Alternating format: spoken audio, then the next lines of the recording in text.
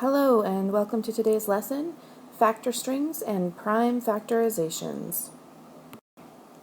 As always, let's start out with some important vocabulary and vocabulary terms that you will need to know for today's lesson.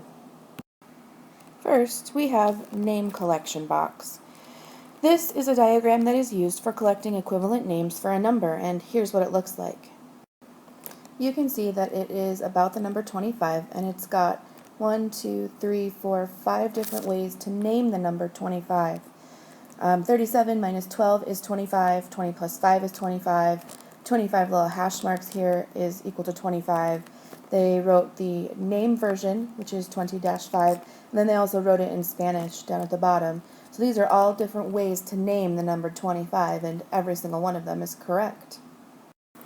The next one is a factor string, and it is a counting number written as a product of two or more of its counting number factors other than 1, so that means it doesn't ever include 1. The length of a factor string is the number of factors in the string. For example, 2 times 3 times 4 is a factor string for 24 with a length of 3. By convention, 1 times 2 times 3 times 4 is not a factor string for 24 because it contains the number 1. So, as a reminder, factor strings can never have the number 1 as part of their string. The length of a factor string is the number of factors in a factor string. So, as another example, 2 times 3 times 4 equals 24. The length of this factor string is 3 because there are 3 factors in its string. Our final vocabulary term for the day is prime factorization. This is a counting number written as a product of prime number factors. Every counting number greater than 1 has a unique prime factorization. For example, the prime factorization of 24 is 2 times 2 times 2 times 3. I will be talking today about how to find prime factorization, and I've got to tell you, it's one of my favorite things to teach as a 5th grade teacher. Alright, so let's start out by introducing factor strings. Another form of an equivalent name for a number is called a factor string. A factor string is a multiplication expression that has at least 2 factors that are greater than 1. In a factor string, the number 1 may not be used as a factor. For example, a factor string for the number 24 is 2 times 3 times 4. We compare factor strings by comparing their lengths. In the example on the screen, the factor string has 3 factors, so the length of the factor string is 3. Note that the turnaround rule for multiplication applies to factor strings. So 2 times 3 times 4 and 3, I lost my pen, hold on. 3 times 4 times 2 are considered to be the same factor string because they have all of the same factors in them. There are also many other factor strings for the number 24. I'm going to write that up here in a corner so that we kind of remember that that's the number we're working with. As we said before, the 3 times 4 times 2 is the same thing as 2 times 3 times 4, so I am going to take that one away because we've already used it. Another factor string that we could write is 4 times 6, and this one has a length of 2 because there are only 2 factors in it, but 4 times 6 also equals 24. 2 times 12 is another factor string for 24 with a length of 2. 3 times 8 is yet another factor string for 24 with also with a length of 2. We have 2 times 2 times 6 because 2 times 2 is 4 and 4 times 6 is 24, so this factor string has a length of 3.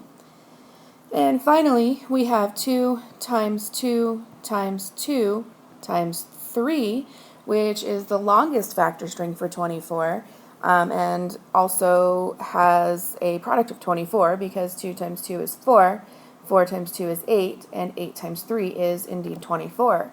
So this factor string has a length of 4.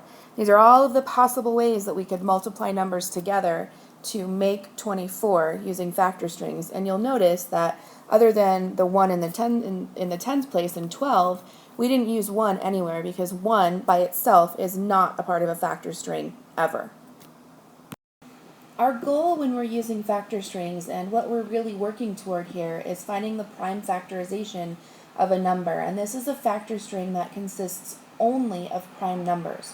So remember from a couple of lessons ago, a prime number is a number that's factors are only 1 and itself. So we're kind of trying to make the longest factor strings we can, and those are usually the ones that have our prime numbers. So let's work with the number 36.